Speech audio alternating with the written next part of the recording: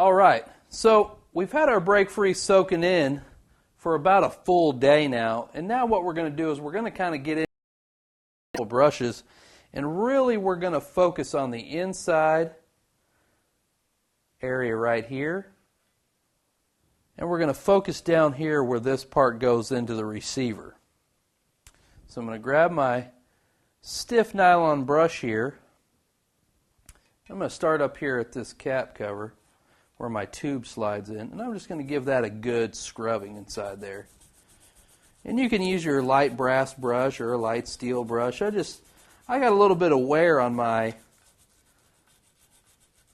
camo, and so I'm going to kind of stay away from that. And we're just going to work that around real good. Make sure that we're really helping that brake free out. Since that brake free got to sit most of the day and really get in here and break some of this dirt and grime come loose, this is only making our job a lot easier. Okay, so that's looking pretty good.